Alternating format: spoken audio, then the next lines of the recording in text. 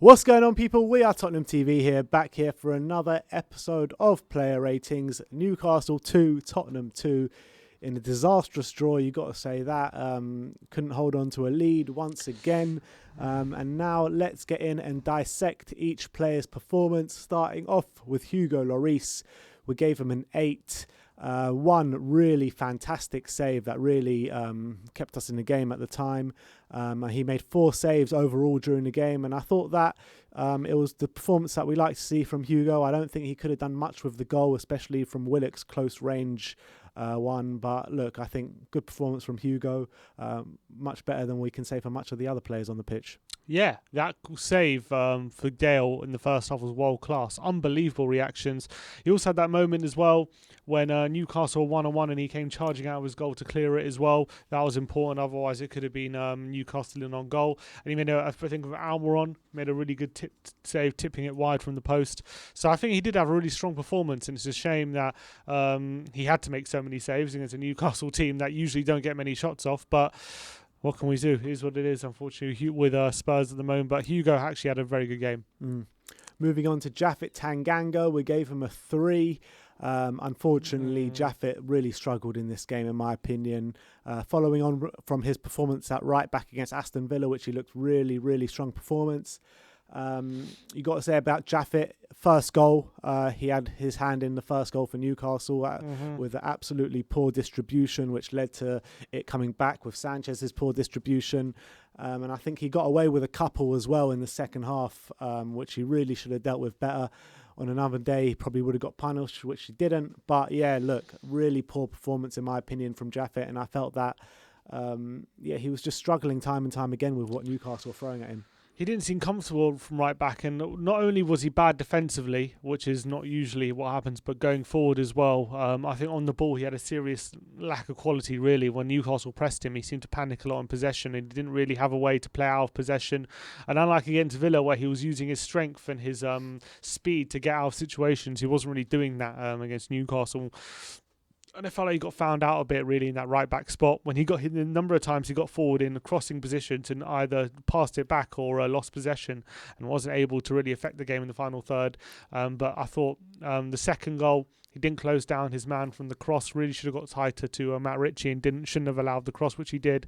And also in the first goal, he gave possession away just before Sanchez did, and that contributed to more, as Mourinho would say, instability in the defence. And I think that was definitely true, and it was a bad day at the office for Japhet, unfortunately.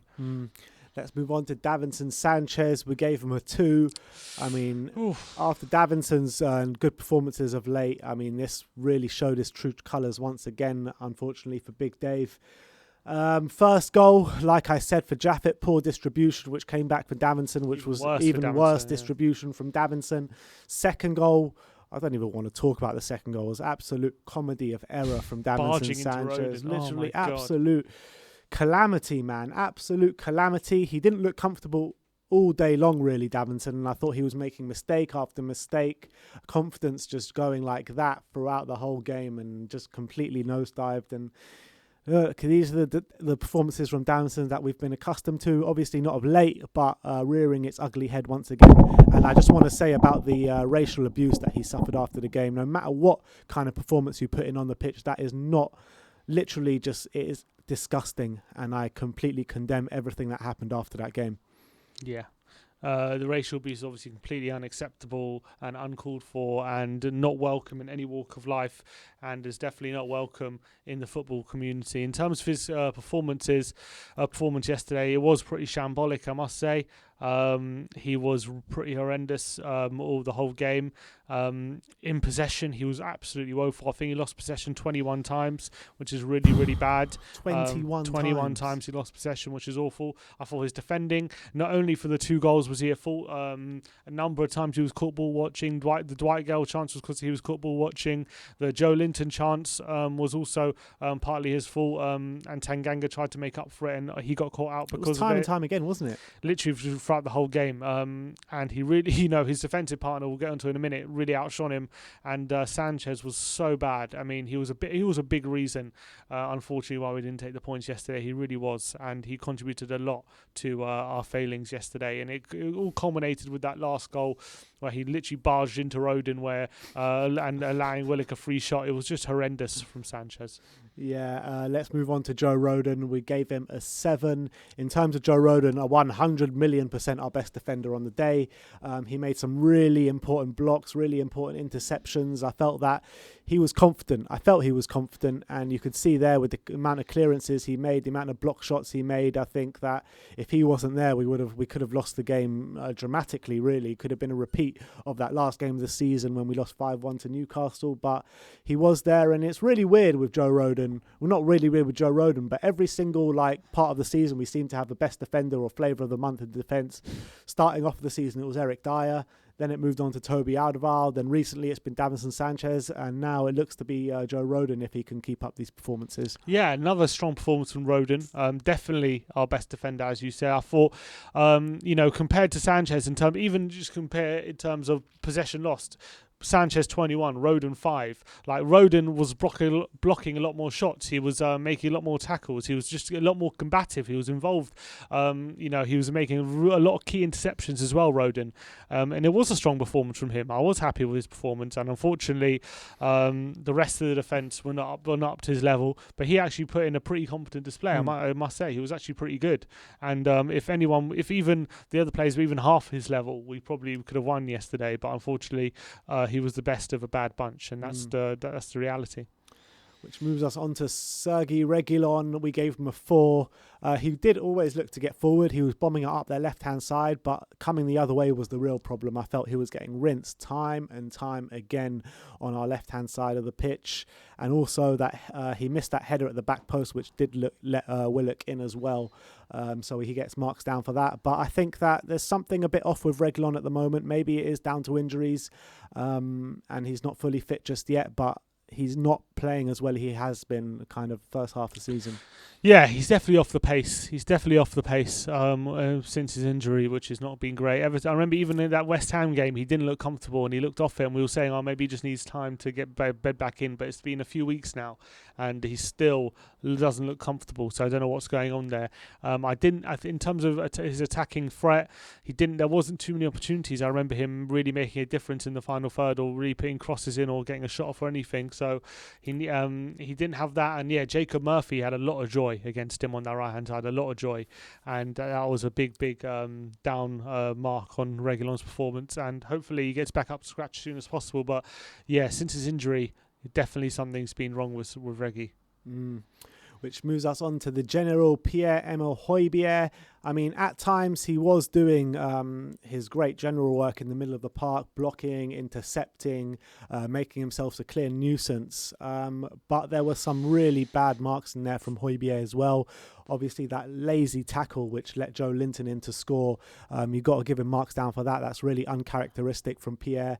But I think his performance all in all was a good display, but look, he needs to be putting in better performances, and he needs to be putting in better challenges than that on the edge of the area. Yeah, I was so weak, man, so weak. Uncharacteristic of Højbjerg. It's really annoying that you're watching that first goal back, how weak that challenge is. He has to be putting that in the stands. That ball has to be putting it in the stands, and the fact that he allows the Newcastle player to get to win the ball is criminal, really. I think in general, I think he had a decent game. He made quite a few tackles. I remember him winning possession, the ball back quite a lot. And I think he was involved in both goals as well in the build-up play. I definitely remember, especially the second goal, he was the one feeding the ball to Ndombele, who was able to get a through ball to Kane, who scored. So I thought he was actually not bad in that sense. But I think a few key moments he was overrun and he was being weak, and that was really frustrating with Højbjerg in that sense. Tanguy Ndombele, we gave him a 6. I felt that Tanguy started the game slowly, but I thought he grew into the game as the game wore on. I think that from the midfield, he was kind of the only one looking to make stuff happen going forward. I thought that he did provide some really nice dribbles and some nice runs for the team. Obviously got the assist for Harry Kane's goal, and he could have got another assist later on in the game for a Harry Kane hat-trick, but it wasn't to be. But look, I think Tanguy did play well, but I think that he was a bit anonymous in that first half. Yeah, well, first half, I don't think he was on. Well, the first half of the first half, he got let's two say. assists nearly. Well, Yeah. kind of. He was definitely heavily involved in the first goal, where he plays a through ball to Lo Celso, who plays it to Kane, who obviously scored, and then I think that through ball's so underrated. When I say anonymous, I mean that he should be impacting it more than just kind of a few moments. Yeah, you're probably right. But I would say that's the second goal. I think hasn't been spoken about how good that through ball is by Ndombele on his left foot as well, right into Kane's path, and he has to say one touch and finish. Fantastic bit of creativity and vision from Tongi. He wasn't really, unfortunately, in terms of really committing Newcastle players and getting on the front foot. I think in the second half he had his moments, but unfortunately he wasn't a consistent threat. But I think the way he was involved in the two goals definitely takes his performance up a notch. And he had a few moments in the second half where he really tried to break the lines and create, but unfortunately it wasn't enough doing for him. But it wasn't. Was heavily involved in the two goals we scored. Moves on to Lucas Moro. We gave him a 5. Started on the left-hand side of a 4-4-2 at the start of the game. And first 10 minutes looked really positive for Lucas. And it really looked like he was back at it, as he has been the last month or so. But I felt like he just kind of vanished out the game, Lucas, really, and just failed to do anything or impact anything throughout that game, and apart from in the first 10 minutes, really. Yeah, quiet for me. He was just quiet, a bit anonymous, wasn't really getting involved in the game, which is unlike Lucas of late.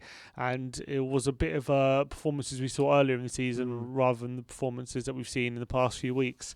And I thought he was rightly taken off, to be honest. I didn't think he was getting involved enough, wasn't really being a threat to Newcastle, so was poor from his point of view. Giovanni Lo Celso, we gave him a 5 as well. Before the game, Mourinho said that, these 2 weeks has been really important for Gio in terms of getting back to full fitness, but I don't think we saw any evidence of that on the pitch, to be fair. I thought it was a bit of a similar performance that he put in last week. He had his hand in the goal as well, with I think it was like a kind of overhit pass, wasn't it? Slightly overhit, so can't get too much credit for it. But yeah, I mean, he had some good moments going forward, but I felt that it just wasn't enough, to be honest. Yeah. On that right-hand side, I'm not so sure about him. We keep saying he goes missing in games when he plays there. Yeah, he does. He becomes a bit anonymous. I think I would like to see him in a 4-3-3 with with Ndombele and Højbjerg. I think we saw a bit of it in the second half, but we didn't really get enough time with it. I think that could be the way to go, both of them playing box-to-box with Højbjerg sitting, and that could be something when we can get some joy. But Lo Celso, I don't mind him cutting inside and having and stuff like that and getting involved in central areas, but I just felt like when he's on the wing, I don't know. I don't think it suited him really very, very well, and he was again a bit anonymous. All right, let's move on to Harry Kane. We gave him an 8. Clearly our best player on the day. Clearly the only player on the pitch that was showing any sort of quality to find the back of the net. We were shocking throughout the most of the game, and when we went 1-0 down, Harry Kane was the one to take that authority, go out there, score those 2 goals, claw us back into the game, but it clearly wasn't enough to go on and win the game. Had that chance late on, about 20 minutes to go to get that hat-trick to maybe seal the game. Well, it was just before they scored, 20 seconds before they scored. Yeah, hits the post. So it was about 5 minutes to go. 5 minutes to go. And just wasn't to be. Yeah, he had another chance as well where Ndombele plays him in and he couldn't really get the ball out of his feet. And that was with 20 minutes to go. That one, I think maybe was a bit earlier. The one where he hits the post, that one was just before they scored. And yeah, he probably should have scored. Hits the post, unfortunately, inches matter, and then they go up the other end and we get punished for it. I do think Kane ultimately was our best player. I did think he had a very good game. He had a number of attempts on goal and was unlucky only to score 2. But again, another case of Kane being let down by the rest of his team, and he's just trying to drag us through games, and unfortunately he can't. Obviously he was helped a lot by in terms of creativity midfield, like Ndombele with a lovely through ball to him, but a lot of the time it seems like he's doing a lot of it by himself, and it just wasn't enough from his point of view from the rest of the team. And another 2 goals, which means he's the outright top goal scorer in the league now, just shows what an amazing season he's had. But it's a shame that we're only 5th. He's probably the reason we're 5th. Which moves us on to the last of the starting 11, Carlos Venezias. We gave him a 3. Only lasted 45 minutes as he was hauled off at half-time. I thought that things did start brightly for Carlos. I think that he got some nice moment in there from Emil Kraft, beating him to the ball. But look, it was just nothing in there from from Carlos, really. Every time it got to him, he kind of bounced off him. And there was one moment where he could have got it into the box, and he did get the ball into the box, but there was no one there to attack the ball. But apart from that, I just don't remember anything he did. Again, a lot of things, the same things we're talking about. Balls bouncing off him, like unable to control the ball, lack of real threat in behind. It wasn't a good display by Venezias. I think he was rightly taken off half time. I thought he really didn't have a good game, and I thought he was wasn't able to keep possession, wasn't able to bring players into play. He wasn't able to link with Harry Kane, and it's a real shame. I don't think the team helped him, but I also think he had to do more when he had the opportunities to control the ball and stuff like that, and he really was found wanting. So poor from Carlos. Let's move us on to the substitutes. Heung-min Son, we gave him a 4. I can't really remember anything that he did in that second half. Was come on to exploit that space in behind that Newcastle were leaving with quite a high line, quite surprisingly. And he just didn't do that. I can't remember anything Heung-min Son did on that pitch yesterday. The only thing I remember is he had that chance in the box. He tried to lay it off for Kane, and it was just a mishit, and the chance was gone. He probably could have even had a shot on goal, and he didn't. Other than that, he was pretty anonymous, and that obviously he's come back from injury, but whatever, he should have definitely made more of an effect on the game than he did yesterday, and he didn't really have any sort of threat on goal, and he didn't really do much apart from that one chance. And last of the player ratings, Eric Lamela, who came on for Lucas Moore on the 64th minute. We gave him a 5. And I thought that when he did come on, I thought it gave us that kind of energy that we needed. I thought he was providing positively for the team, and it looked like he was going to make something happen, got a shot off on goal.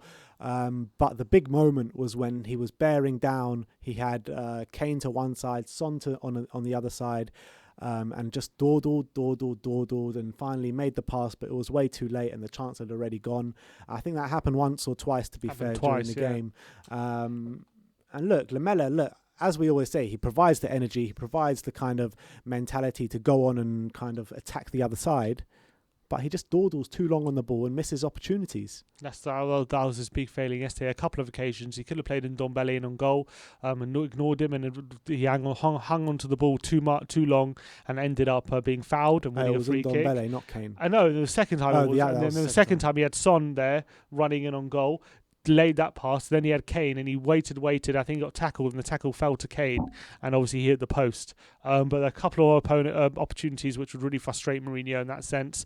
I do think though we did improve a bit when he came on, but unfortunately even when he came on we still conceded, so and he had opportunities to kill the game, so ultimately it'll lead to frustration with his cameo. Gareth Bell came on for the 89th minute. We're not going to give him a rating. I don't think he even touched the ball, did he? Had the free kick, that was it. Oh, that was awful free kick. Jose Mourinho, what are we giving him? You have to give him like a 4 in this game. Although I think, look, the team, in terms of team selection, he went for the same team that beat Villa. I don't have a massive problem with it. Although I do think that he could have made a few differences to improve us. But first of all, the way we played and the way we got dominated in terms of chances created and stuff like that from Newcastle was shambolic. Secondly, the way he conducted himself after the game in terms of talking about Toby and like lying about him being involved in training and stuff, that obviously is going to cause a lot of friction and a lot of toxicity in the squad, which is not good. I have to mark him down for that. The only thing I would say is there were periods where we looked okay, and obviously when we went 1-0 down and we hit back straight away with 2 quick goals, and we showed that the setup in that sense, like when we're set up and everyone's in their position, and the setup of the team wasn't that bad. It was just a lot of the time when we're having individual mistakes causing that instability, as he said, definitely made an effect. And also the fact that Newcastle were able to create so many chances and 17 shots in the box tells me there's definitely something wrong with the way we set up in that sense as well. We could have killed off the game, which is true. I think his subs did help in a sense of bringing Son bring off Venezias, bring on Lamela, that helped. But at the end of the day, that equaliser was coming all day long. It was definitely coming, and he has to take responsibility for how poor we looked for large parts of that game, and for also what's going on in the squad at the moment. He has to take big responsibility for that. Yeah, I think yesterday's performance was clearly nowhere near good enough to even get a result against Newcastle. We're talking about the worst team in the Premier League at the moment, as it stands. Newcastle, who are, like we said in the previews, absolutely sleepwalking towards relegation, and that doesn't change anything. And I feel it's been a current theme with Jose throughout the season throughout this season and last, since he's come to Spurs, really, where he kind of focuses too much on the opposition and not enough of our own strengths, and he kind of just looks at the opposition and a game plan to beat the opposition, where I think that he needs to start looking at where we can hurt the opposition more, to kind of where, you know what I'm trying to say, where he kind of looks at the opposition, how they set up more to like where Pochettino kind of looked at us, where we can hurt them, if you know what I mean, like not to lose the game instead of going out there to win the game. Yeah. And that's my opinion, and I feel Joe's there's a big I don't think he looks not to lose, but I do think he focuses. A lot of the time his team seem to lack an identity because he's focusing on the weaknesses of the opposition in terms of your own strengths. That's exactly what I'm trying to say. And I think a lot of the time, but the thing is, that's what we criticise Poch for. A lot of it, not in terms of the real big games. So real big games, he would always say, all right, we're going to win, we're going to play our way, and we're going to go and be on the front foot, and we're going to focus on ourselves. There's a time and a place, man. There's a time and a place, and when you're playing these kind of opposition, you focus on your strength. I'm better than you. I'm going to play the football the way the football I like it, and I'll beat you. Exactly. When you come up in a big game against a big team, then you can go for a more pragmatic approach. Then you can start thinking about the opposition, about ways to beat them. But right now, against a Newcastle side who are clearly lacking confidence, clearly lacking in everything that they need to be to stay up in the Premier League, you play to your strength and you go and beat them. Exactly, and that's where Mourinho has failed, I think. All right, so there you have it. That is our player ratings. Let me know in the comment section below if you agree with our player ratings. If you disagree, let me know your ratings in the comment section below. Like, subscribe and comment. And as always, come on you Spurs.